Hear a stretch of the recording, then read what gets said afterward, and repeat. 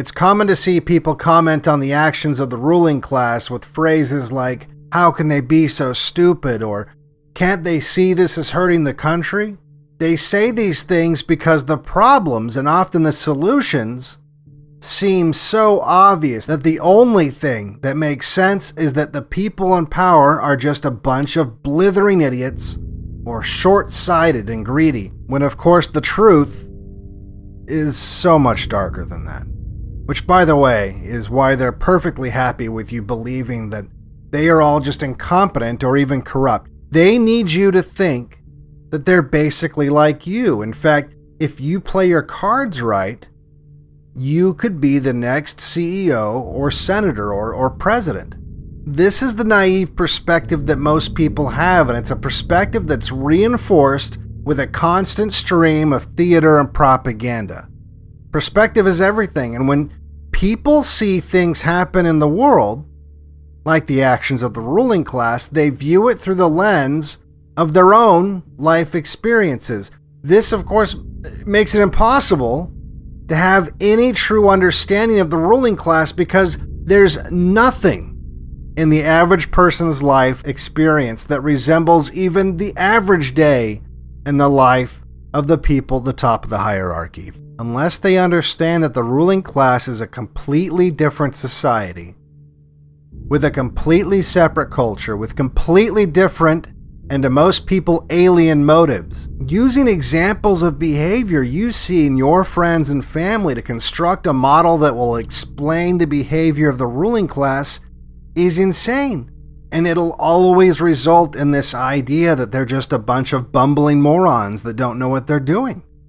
It is no different than when primitive, uncontacted tribes in South America see an airplane flying over the rainforest, and they use that exact same strategy to come to the conclusion that what they're seeing is a giant bird monster. The difference between your culture and life experience and that of the ruling class is just as vast a difference as the separation between your culture and that of the primitive humans. It only serves your ego and the interests of the ruling class to think otherwise.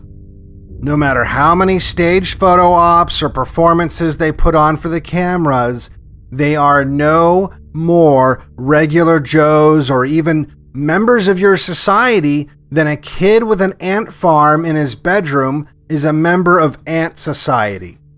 What needs to be understood right now is that it's not that they're too stupid or too cowardly to do the right thing. It's that they are doing the right thing. They're just doing it for them, for their family, for their culture, for their society.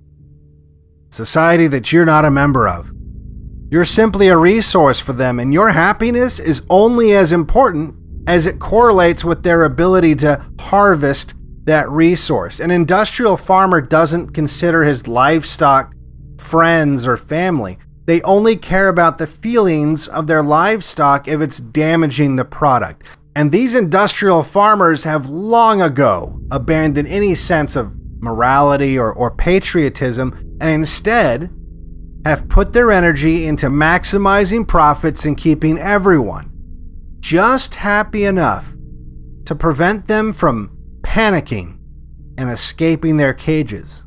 They are industrial farmers, and you are the livestock. They feel just as emotionally connected to you as a number in a database. If you want a taste of what this is like, play a real-time strategy game.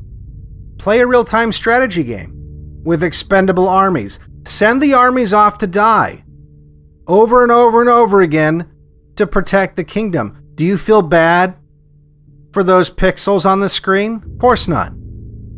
At first, you might even enjoy sending the armies on suicide missions just to watch them fight.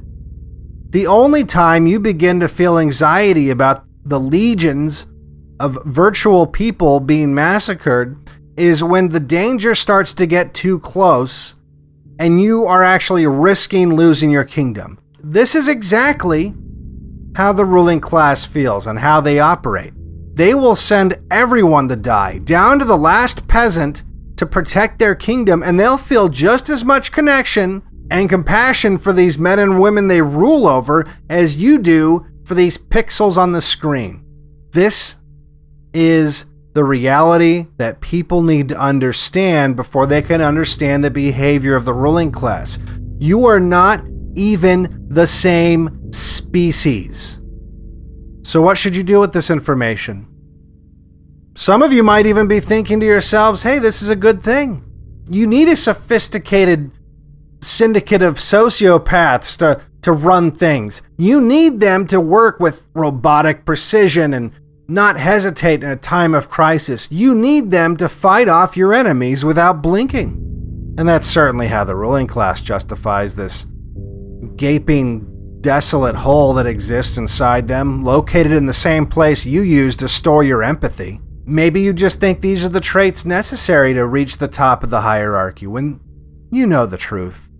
The truth that, while it's a mistake to think that they're stupid, many of these people, had they been born to your family, instead of being the children of kings, they'd be working the same slave wage cucking jobs that you are.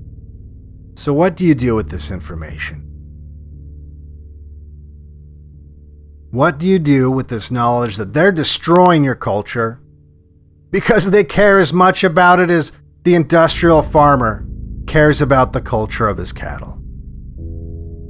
What do you do with this information that the laws don't apply to them because they were never meant for them in the first place? Just as the barbed wire fences constructed around the farm and the cages that the livestock spend their entire lives in, they're not built for the farmer. They exist only to keep the livestock contained. What do you do, knowing that the farmer will never allow the livestock to call the shots or have self-determination because they would unanimously decide against being slaughtered? What do you do? Well, for starters, you can get angry. For Black Pilled, I'm Devin Stack.